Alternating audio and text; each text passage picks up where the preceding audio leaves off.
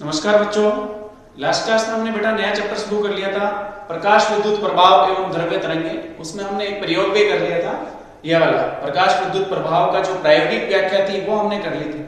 अब उसके कुछ निष्कर्ष की बात करेंगे, ठीक है ना। हम कुछ ग्राफ बनाएंगे, प्रकाश विद्युत धारा जो होगी, ठीक है ना, जब हम इस पे प्रकाश आपतित करेंगे, प्रकाश के फोटॉन्स इस पे आपतित करेंगे कैथोड पर, तो कैथोड से इलेक्ट्रॉन का उत्सर्जन होगा, ठीक है। और फिर इलेक्ट्रॉन जो है वो एनोड की तरफ गति करेगा।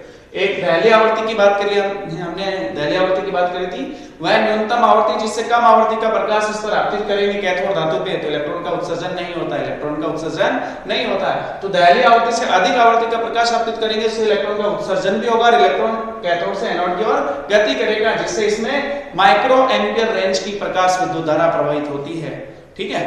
तो अब उस धारा पर विभव का प्रभाव, ठीक है ना, जो कैथोड का विभव और एनोड के विभव में कुछ चेंज करके हम वो प्रभाव देखेंगे।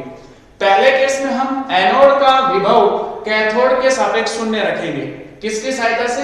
दिक् परिवर्तक व धारा नियंत्रक की सहायता से। पहला केस इसमें होगा धारा नियंत्रक व दिक् परिवर्तक की सहायता से, या लिखूं दिक् परिवर्तक। दिक् परिवर्तक एक तरह का स्विच है, वो एक्यूमुलेटर बोलते हैं इसको। दिक् परिवर्तक व धारा नियंत्रक की सहायता से, धारा नियंत्रक की सहायता से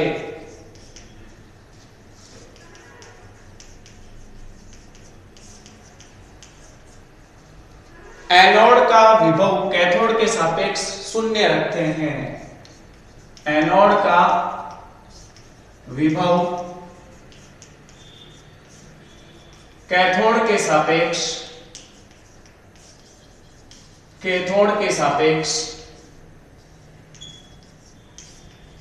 शून्य रखते हैं।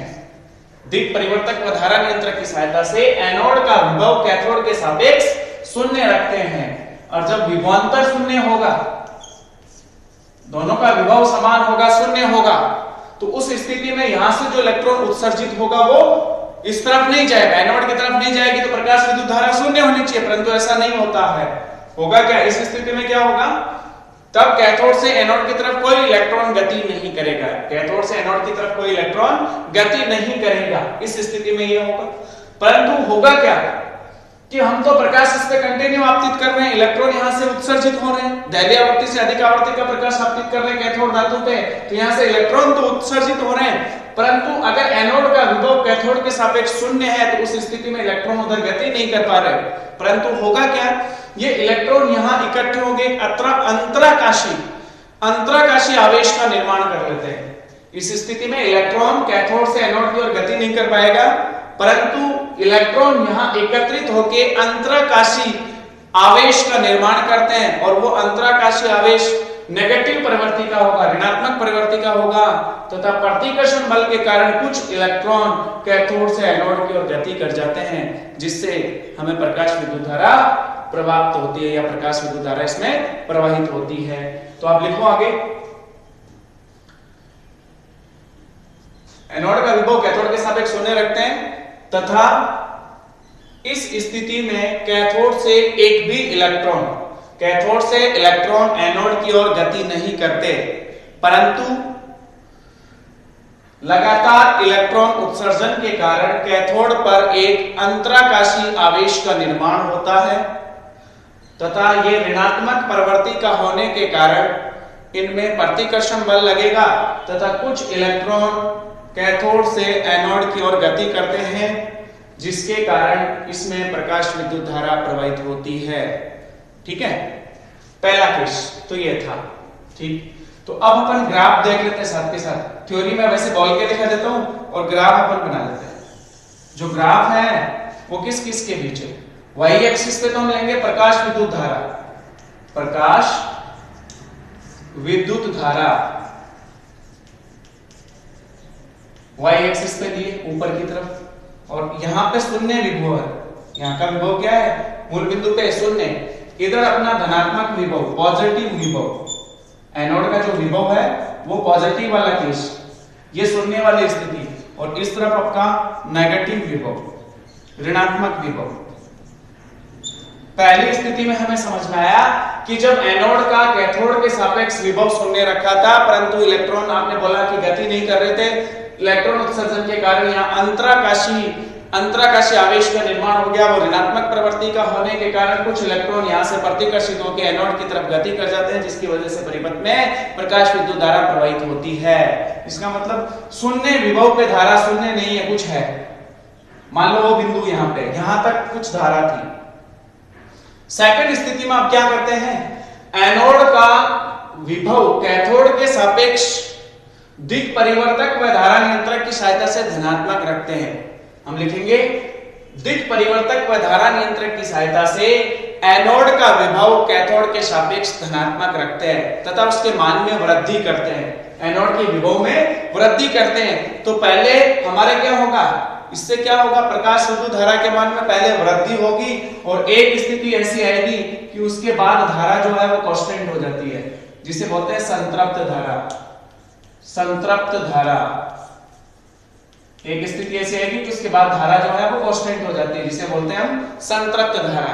दूसरी स्थिति समझ में आई बेटा, दिक् परिवर्तक व धारा नियंत्रक की सहायता से एनोड का विभव कैथोड के सापेक्ष धनात्मक करते हैं, धनात्मक रखते हैं तथा उसके मान में वृद्धि करते हैं। तो पहले आपकी धारा का मान, पहले प्रकाश विद्युत धारा का मान बढ़ता है, जैसे जैसे विभव बढ़ाएंगे वैसे वैसे प्रकाश विद्युत धारा का मान बढ़ा। एक स्थिति ऐसी आई कि उसके बाद धारा का मान नियत हो जाता है, जिसे हम बोलते हैं संतृप्त धारा, सैचुरेशन करंट। ठीक है ना, ये दूसरी स्थिति होगी। विभव के मान में परिवर्तन करके हम धारा के मान चेक कर रहे हैं। तीसरी स्थिति, दिक् परिवर्तक व धारा नियंत्रक की सहायता से, दिक् परिवर्तक व धारा नियंत्रक की सहायता से एनोड का विभव कैथोड के सापेक्ष ऋणात्मक रखते हैं। ठीक है ना, इनको हम चेंज कर लेते हैं, नेगेटिव से कनेक्ट करके ऐसे, भाई इसको इससे कनेक्ट कर दिया तो ये माइनस से कनेक्ट हो गया, इससे कनेक्ट कर दिया तो ये प्लस से, तो ये प्लस हो गया और ये माइनस हो गया। ठीक है ना, इस तरह से अरेंजमेंट करते हैं इसमें। तो दिक् परिवर्तक व धारा नियंत्रक की सहायता से एनोड का विभव कैथोड के सापेक्ष ऋणात्मक रखते हैं तथा ऋणात्मक मान में वृद्धि करते हैं, तो एकाएक धारा के मान में कमी होती है। एकाएक धारा के मान में क्या होती है, कमी होती है, धारा एकदम से घटती है तथा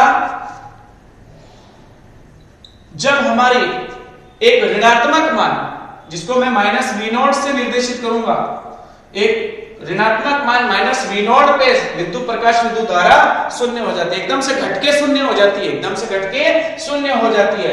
एनोड का वह ऋणात्मक विभव जिस पर प्रकाश विद्युत धारा का मान शून्य हो जाता है, उसे निरोधी विभव या अंतक विभव कहते हैं। कट ऑफ पोटेंशियल, जिसको अपन क्या बोलते हैं, cut off potential, we not say निर्देशित किया हुआ है। तो निरोधी विभव, इंपॉर्टेंट डेफिनेशन लिखो पहले, निरोधी विभव। देखो तीन स्थितियों में हमने ग्राफ देखा, प्रकाश विद्युत धारा व विभव परिवर्तन का ग्राफ तीन स्थितियों में देखा।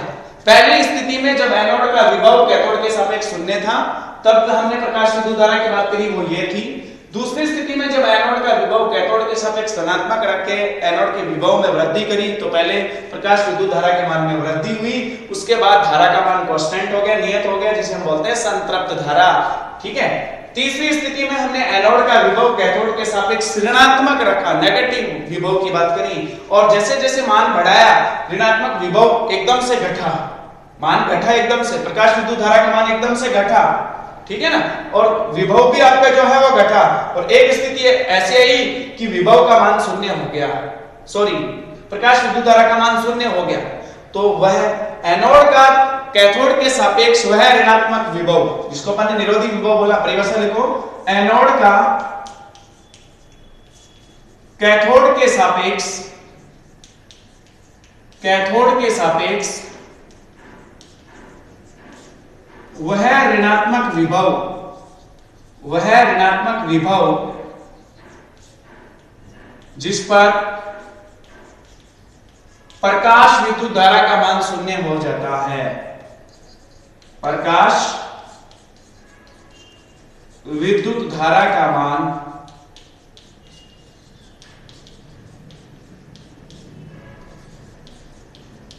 शून्य हो जाता है।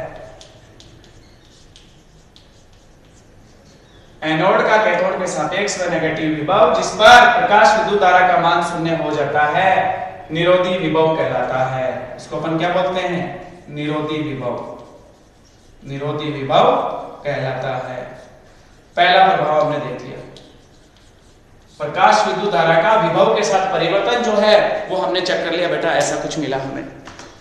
दूसरा देखो प्रभाव, प्रकाश विद्युत धारा का विभव पर प्रभाव हमने तीन तरह से चेक कर लिया। निरोधी विभव इंपॉर्टेंट डेफिनेशन 1 नंबर में पूछी जाती है, कट ऑफ पोटेंशियल। इसको अपन बोलते हैं कट ऑफ पोटेंशियल या नी पोटेंशियल भी बोला जाता है। ठीक, तो इसकी परिभाषा ध्यान में रखना। ठीक, अब देखो दूसरी स्थिति, दूसरा जो प्रभाव है वो चेक करते हैं। प्रकाश विद्युत धारा पर प्रकाश की तीव्रता का प्रभाव, अलग अलग तीव्रता का प्रकाश आपतित करके देखेंगे, अलग अलग तीव्रता का प्रकाश आपतित करके और प्रभाव देखते हैं। ठीक है, प्रकाश विद्युत धारा पर प्रकाश की तीव्रता का प्रभाव, ठीक है ना, प्रकाश की आवर्ती को नियत रखते हुए अलग अलग तीव्रता का प्रकाश अपन आपतित करेंगे कैथोड धातु पे। और वो कैसे करेंगे? स्रोत को दूर पास ले जाकर, स्रोत को पास में लाएंगे प्रकाश की तीव्रता ज्यादा होगी, स्रोत को दूर लेके जाएंगे प्रकाश की तीव्रता कम होगी। तो एक ही स्रोत से अलग अलग तीव्रता का प्रकाश अपन आपतित करेंगे पास दूर ले जाके कैथोड धातु पर। आपतित जो प्रकाश है उसकी तीव्रता बढ़ाएंगे जब हम उसको पास में लाएंगे, तीव्रता घटेगी जब हम उसको दूर लेके जाएंगे। तो हमारा क्वेश्चन है प्रकाश विद्युत धारा पर, प्रकाश विद्युत धारा पर, प्रकाश विद्युत धारा पर, प्रकाश विद्युत धारा पर आपतित प्रकाश की तीव्रता का प्रभाव, आपतित प्रकाश की तीव्रता का प्रभाव, इंटेंसिटी ऑफ लाइट, तीव्रता का प्रभाव चेक करते हैं क्या रहता है। अधिक तीव्रता वाले प्रकाश से क्या होगा, कम तीव्रता वाले प्रकाश से क्या होगा। पहले अपन ग्राफ देख लेते हैं। वाई एक्सिस पे प्रकाश विद्युत धारा, प्रकाश विद्युत धारा, और एक्स एक्सिस पे हम क्या लेंगे, वही इधर पॉजिटिव विभव, ठीक है ना, प्रयोग वही है हमारा, इधर नेगेटिव विभव, और मूल बिंदु पे जो है वो शून्य विभव वाली स्थिति है। यहां पे अपना विभव शून्य है। ध्यान से देख बेटा, अलग अलग तीव्रता का प्रकाश, जैसे हम 3 ग्राफ बनाए, पहले मैं बोलूं कि I1 तीव्रता का उससे लेस होगा I2, उससे लेस I3, मतलब सबसे ज्यादा तीव्रता I3 का, फिर उससे कम I2 का, फिर सबसे कम I1 का, ऐसा है। 3 अलग अलग तीव्रता के प्रकाश हमने आपतित करे। तो जैसे जैसे हमने प्रकाश की तीव्रता बढ़ाई, ठीक है ना, कैथोड धातु पे जो हम आपतित प्रकाश की तीव्रता बढ़ाते हैं तो उससे प्रति सेकंड उत्सर्जित इलेक्ट्रॉन की संख्या में वृद्धि होती है। प्रति सेकंड उत्सर्जित इलेक्ट्रॉन की संख्या में क्या होगी, वृद्धि होगी, जिससे क्या होगा, प्रकाश विद्युत धारा के मान में वृद्धि होगी। ज्यादा इलेक्ट्रॉन दौड़ेंगे, प्रति सेकंड उत्सर्जित इलेक्ट्रॉन की संख्या में वृद्धि होगी, तो ज्यादा इलेक्ट्रॉन धातु से बाहर निकलेंगे, तो क्या होगा, ज्यादा इलेक्ट्रॉन दौड़ेंगे, धारा के मान में वृद्धि होगी, धारा के मान में क्या होगी, वृद्धि होगी। ठीक है ना। ग्राफ हमारा वैसे ही बनेगा कि जब एनोड का कैथोड के सापेक्ष विभव शून्य किया तो हमारी धारा, जैसे मान लो संतृप्त धारा यहां थी, सॉरी संतृप्त धारा नहीं, शून्य विभव पे धारा यहां थी, फिर हमने वो धारा का मान, हमने विभव का मान बढ़ाया, एनोड का विभव कैथोड के सापेक्ष बढ़ाया, प्रकाश विद्युत धारा के मान में वृद्धि हुई, प्रकाश विद्युत धारा के मान में वृद्धि हुई, और फिर वो क्या हो जाती है, संतृप्त। ये संतृप्त कंडीशन है। पहले हम बना रहे हैं I3 के लिए, इंटेंसिटी I3 के लिए, फिर ऋणात्मक मान में एकदम से एनोड का विभव कैथोड के सापेक्ष ऋणात्मक किया तो एकाएक प्रकाश विद्युत धारा का मान घटा, एकाएक प्रकाश विद्युत धारा का मान घटा। इस तरह से यहां जो निरोधी विभव है उसको V03 से निर्देशित किया, माइनस में होगा V03, तीसरी I3 के लिए V03 निर्देशित कर दिया निरोधी विभव। फिर हमने थोड़ी सी तीव्रता कम रखी, I2 वाले केस की बात करी तो प्रकाश विद्युत धारा का मान घटा, ये I2 के लिए हो गया, और ऋणात्मक मान एकाएक घटेगा -V02। फिर तीव्रता और कम करी, फिर तीव्रता और कम करी तो आपका जो है धारा के मान में और कमी हुई, I1 -V01। इस तरह से हमने देखा कि 3 अलग अलग तीव्रताओं का प्रकाश जब हमने कैथोड पर आपतित किया तो संतृप्त धारा के मान में कमी हुई, अलग अलग तीव्रता, जैसे सबसे पहले अधिक तीव्रता वाली कंडीशन की बात की, I3 की तीव्रता सबसे ज्यादा थी, फिर I2 की उससे कम, फिर I1 की उससे कम। तो जैसे जैसे तीव्रता घटाएंगे संतृप्त धारा का मान घटा, या जैसे जैसे तीव्रता बढ़ाएंगे संतृप्त धारा के मान में वृद्धि होगी। परंतु एक चीज हमने गलत लिख ली, निरोधी विभव एक ही होगा। निरोधी विभव जो है उसके मान में कोई चेंज नहीं होगा, ये तो आवर्ती वाले केस में चेंज होगा, ठीक है ना। तो इसको थोड़ा सा अपन को चेंज करना है, निरोधी विभव जो है वो तीनों के लिए एक ही होगा।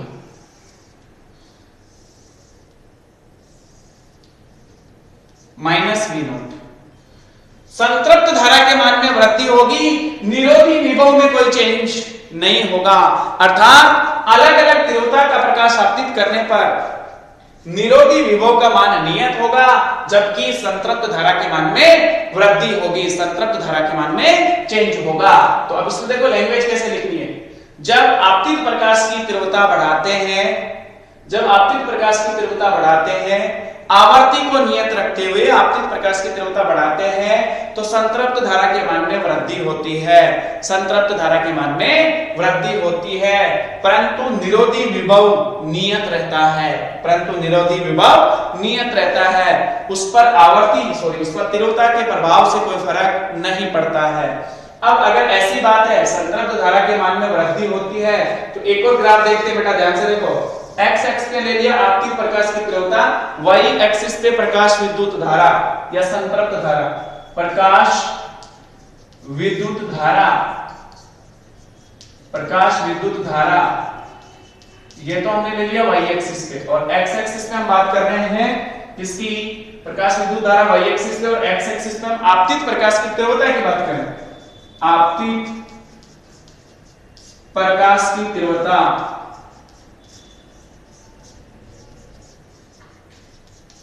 Intensity of incident light. तो जैसे जैसे आपतित प्रकाश की तीव्रता बढ़ाएंगे संतृप्त धारा के मान में, प्रकाश विद्युत धारा के मान में वृद्धि होगी। ग्राफ होगा रेखीय, ठीक है, ग्राफ कैसा होगा, रेखीय, क्योंकि जो धारा है वो इंटेंसिटी के डायरेक्टली प्रोपोर्शनल होगी। ये ग्राफ भी इंपॉर्टेंट है। प्रकाश विद्युत धारा का मान आपतित प्रकाश की तीव्रता के समानुपाती होगा। जैसे आपतित प्रकाश की तीव्रता बढ़ाएंगे विद्युत धारा का मान बढ़ेगा, तो ग्राफ होगा रेखीय, ठीक है, ये चीज ध्यान रखना।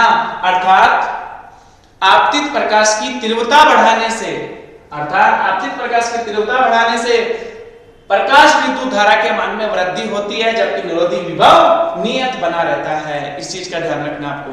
तो ये हमने बेटा दूसरा प्रभाव देखा। ये हमारा कौन सा प्रभाव था, दूसरा, प्रकाश विद्युत धारा पर आपतित प्रकाश की तीव्रता का प्रभाव। तीसरा देखो इंपॉर्टेंट, आवर्ती का प्रभाव। तीसरा जो है उसमें हमने को आवर्ती का प्रभाव चेक करना है। आपतित प्रकाश की या प्रकाश विद्युत धारा पर आपतित प्रकाश की आवर्ती का प्रभाव, तीव्रता की जगह पर क्या लेंगे अब, आवर्ती।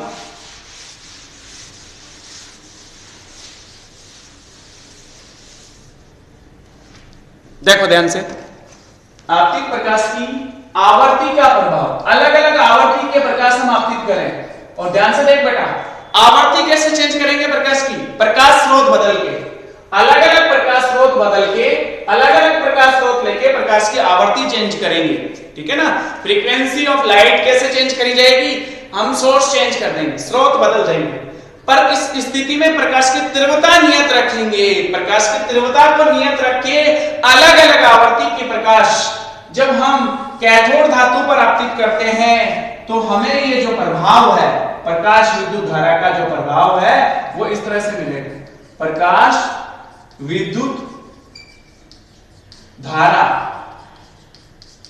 और एक्स एक्स पे वही आपका विभव, इधर पॉजिटिव विभव और इधर आपका नेगेटिव विभव, ऋणात्मक विभव। इस स्थिति में हम अलग अलग तीन आवर्ती के प्रकाश, तीव्रता समान रखेंगे प्रकाश की और आवर्ती अलग अलग रखेंगे। जैसे μ03 इज ग्रेटर देन μ02, सॉरी μ3 ले लो, μ0 मतलब μ3 is greater than μ2 is greater than μ1, मतलब सबसे ज्यादा आवर्ती μ3 की है। एक प्रकाश है जिसकी आवर्ती μ3 है, वो सबसे ज्यादा है, μ2 उससे कम है, μ1 सबसे कम है। तीन अलग अलग आवर्ती के प्रकाश जब हमने आपतित करके देखे, तो तीनों स्थितियों में संतृप्त धारा पे कोई फर्क नहीं पड़ा। तीनों स्थितियों में संतृप्त धारा जो थी वो नियत थी। संतृप्त धारा, इससे थोड़ा सा उल्टा करना पिछले वाले से, संतृप्त धारा के मान में कोई चेंज नहीं था। ठीक है ना, जब हमने एनोड का विभव कैथोड के सापेक्ष शून्य रखा, स्थिति वही थी, तीनों आवर्तियों पे हमें जो मान मिल रहा था वो एक जैसा ही मिल रहा था। परंतु जिस चीज की बात कर रहे थे हम, निरोधी विभव, वो बढ़ जाता है, निरोधी विभव के मान में वृद्धि होती है। तो जैसे मान लो μ3 आवर्ती का प्रकाश आपतित किया, तो उसके लिए निरोधी विभव जो है वो मैंने लिखा -V03। उसके बाद μ0 आवर्ती के प्रकाश के लिए निरोधी विभव देखा -μ02। फिर उसके बाद हमने देखा तीसरी आवर्ती μ01 के लिए -μ01। अर्थात आपतित प्रकाश की तीव्रता को नियत रखते हुए आवर्ती के मान को बढ़ाने से दहली आवर्ती निरोधी विभव के मान में वृद्धि होती है, निरोधी विभव के मान में वृद्धि होती है, जबकि संतृप्त धारा जो है वो नियत बनी रहती है। इसमें देखो, यदि आपतित प्रकाश की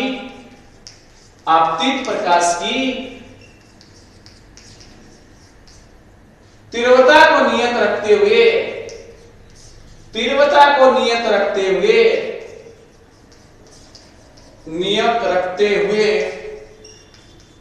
आवर्ती के मान में वृद्धि की जाती है, यदि आपतित प्रकाश की तीव्रता को नियत रखते हुए आवर्ती बढ़ाई जाती है या इसके मान में वृद्धि की जाती है,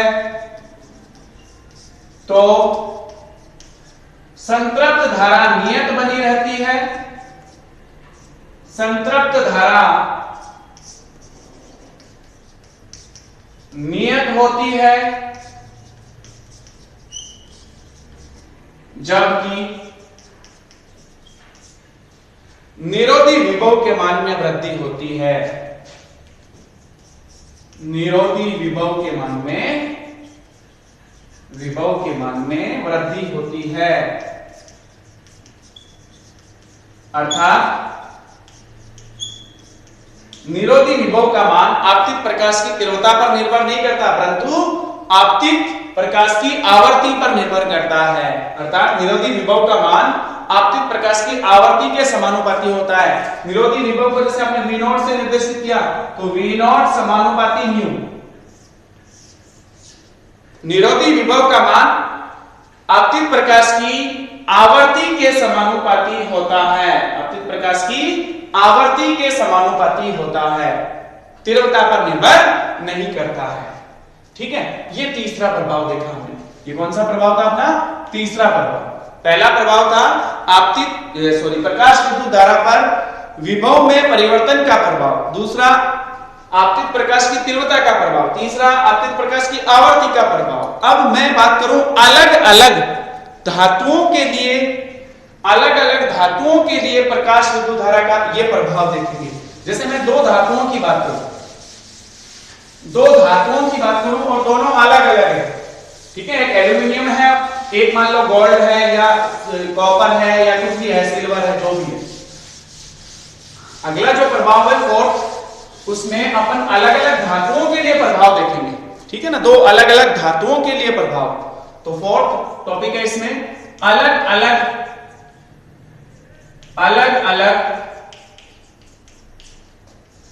धातुओं के लिए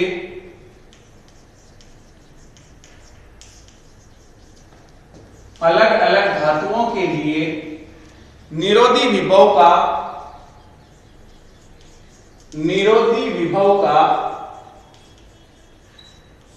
ठीक है, निरोधी विभव का आवर्ती के साथ ग्राफ, आपतित प्रकाश की आवर्ती के साथ परिवर्तन ग्राफ। देखो से दो अलग अलग धातुओं की बात करें और ग्राफ बनाए हैं। ये y एक्सिस और वो y एक्सिस। इधर ले लिया हमने निरोधी विभव, y एक्स पे लिया है निरोधी विभव और x एक्स पे आपतित प्रकाश की आवर्ती, आपतित प्रकाश की आवर्ती। देखो ध्यान से, इसमें हमने दो धातुओं के लिए दो ग्राफ बनाए, एक का ये है, दूसरी का ये धातु A है, धातु A के लिए है और ये धातु B के लिए ग्राफ। ये आपतित प्रकाश की आवर्ती की बात कर रहे हैं, इसको मैंने लिखा म्यू नॉट दहली आवर्ती, A की दहली आवर्ती और ये म्यू नॉट B। दो अलग अलग धातुओं की बात करी, धातु A और धातु B। किसके बीच ग्राफ है? निरोधी विभव V नॉट, जिसको अपन किससे निर्देशित करते हैं? V नॉट से, और आपतित प्रकाश की आवर्ती जिसको न्यू से निर्देशित करते हैं। यहां पे मैं आपसे पूछूं निरोधी विभव कितना है? 0। दहली आवर्ती के संगत, दहली आवर्ती के संगत जो निरोधी विभव होगा वो 0 होगा। दोनों धातुओं के लिए समान है, दोनों धातुओं के लिए दहली आवर्ती के संगत जो निरोधी विभव का मान है वो 0 है। परंतु जैसे जैसे अपन मान बढ़ा रहे हैं, और दोनों का देखो स्लॉप झुकाव भी समान है, जैसे जैसे अपन आवर्ती का मान बढ़ा रहे हैं दहली निरोधी विभव का मान भी बढ़ता है। बिल्कुल ये चीज सत्य लिखी हमने कि आप निरोधी विभव का मान जो है वो आपतित प्रकाश की आवर्ती के समानुपाती होता है। V नॉट समानुपाती न्यू अपन ने लिखा है, अभी हमने ये सीखा है V नॉट जो है V नॉट समानुपाती न्यू। निरोधी विभव का मान, किसी धातु के लिए निरोधी विभव का मान आपतित प्रकाश की आवर्ती के समानुपाती होता है। तो ग्राफ हमारा रेखीय ही है, परंतु दहली आवर्ती पे निरोधी विभव का मान 0 होता है। दहली आवर्ती पे निरोधी विभव का मान 0 होता है क्योंकि उसमें गतिज ऊर्जा 0 होती है। देखो आपने एक चीज और पढ़ी होगी कि जब मैं दहली आवर्ती की बात करूं तो दहली आवर्ती वह न्यूनतम आवर्ती जिस पर धातु के सतह से इलेक्ट्रॉन केवल उत्सर्जित होता है, गति नहीं करता है। गतिज ऊर्जा क्या होगी दहली आवर्ती पर? 0। दहली आवर्ती के प्रकाश पर, दहली आवर्ती पर इलेक्ट्रॉन की गतिज ऊर्जा 0 होती है। इलेक्ट्रॉन की गतिज ऊर्जा 0 होती है। अगर इलेक्ट्रॉन की गतिज ऊर्जा 0 होती है तो हमने तो एक सूत्र पढ़ा है, दहली आवर्ती के संगत जो ऊर्जा होती है उसको EV नॉट से निर्देशित किया, और ये अधिकतम गतिज ऊर्जा के बराबर half m v max square के इक्वल होती है। तो जब ये मान 0 है तो V नॉट का मान भी क्या होगा? 0। तो दहली आवर्ती पर इलेक्ट्रॉन की गतिज ऊर्जा 0 होती है, इसलिए हम बोलेंगे दहली आवर्ती पर निरोधी विभव का मान भी 0 होगा। V नॉट का मान भी क्या होना चाहिए? 0 होना चाहिए। जब ये मान 0 है तो EV नॉट 0 होगा, V नॉट भी 0 होगा। तो दहली आवर्ती के संगत निरोधी विभव का मान 0 होगा। परंतु जैसे जैसे दहली आवर्ती का मान, दहली आवर्ती से अधिक आवर्ती का प्रकाश आपतित करेंगे, ठीक है, तो निरोधी विभव के मान में वृद्धि होने लगती है। ठीक है, निरोधी विभव के मान में वृद्धि होने लगती है। अब सुनो कि मैं पूछूं कि बताओ इन दोनों धातुओं के लिए, इन दोनों में से कौन सा मान बड़ा है? म्यू नॉट A जो है, mu naught A is less than mu naught B। धातु B की जो दहली आवर्ती है वो धातु A की दहली आवर्ती से अधिक है क्योंकि आगे की तरफ है। तरंग धैर्य बताओ किसकी ज्यादा है? आवर्ती और तरंग धैर्य में एक संबंध होता है, V बराबर n लैम्डा पढ़ते हैं अपन, व्युत्क्रमानुपाती होते हैं। आवर्ती और तरंग धैर्य एक दूसरे के व्युत्क्रमानुपाती, तो तरंग धैर्य किसकी ज्यादा होगी? A की।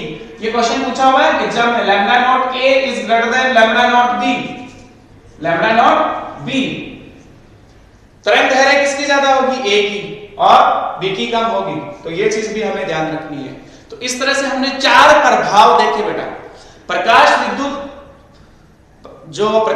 प्रभाव या प्रकाश जो फोटोइलेक्ट्रिक इफेक्ट जिसका प्रायोगिक व्याख्या हमने करी थी, उसमें हमने 4 प्रभाव देखे प्रकाश विद्युत धारा के अलग अलग स्थितियों में। और इससे लास्ट में ये निष्कर्ष निकला, और वो निष्कर्ष आपको नोट करना है। पहला निष्कर्ष ये लिखना है कि आपतित प्रकाश की तीव्रता बढ़ाने पर संतृप्त धारा या प्रकाश विद्युत धारा के मान में वृद्धि होती है। तो हम लिखेंगे प्रकाश विद्युत धारा का मान आपतित प्रकाश की तीव्रता के समानुपाती होता है। पहला प्रभाव, ठीक है ना, आवर्ती पर निर्भर नहीं करता। ठीक है ना, आपतित प्रकाश विद्युत धारा का मान आवर्ती पर निर्भर नहीं करता। दूसरा प्रभाव, दूसरा जो व्याख्या है इसमें, दूसरा जो निष्कर्ष निकल के आया वो ये था कि निरोधी विभव का मान, किसी धातु के निरोधी विभव का मान आपतित प्रकाश की तीव्रता पर निर्भर नहीं करता, आपतित प्रकाश की आवर्ती के समानुपाती होता है। दूसरा प्रभाव। जैसे तीसरा हम लिखेंगे, तीसरा जो प्रभाव या तीसरी जो इसकी व्याख्या में निष्कर्ष निकला वो हम ऐसा कह सकते हैं कि धैर्य आवृत्ति से अधिक आवृत्ति का प्रकाश आपतित करने पर, धैर्य आवृत्ति से अधिक आवृत्ति का प्रकाश आपतित करने पर परिपथ में प्रकाश विद्युत धारा प्रवाहित होती है, ठीक है ना, बिना किसी समय पश्चात के इलेक्ट्रॉन वहां से उत्सर्जित होता है। धैर्य आवृत्ति का प्रकाश आपतित करने से बिना किसी समय पश्चात के इलेक्ट्रॉन वहां से उत्सर्जित होता है, ठीक है ना, ये भी एक प्रभाव हमने देखा। इस तरह से इसके बेटा कुछ निष्कर्ष आपको लिखने हैं, तो ये वाला टॉपिक अपना कंप्लीट हो गया। Thank you.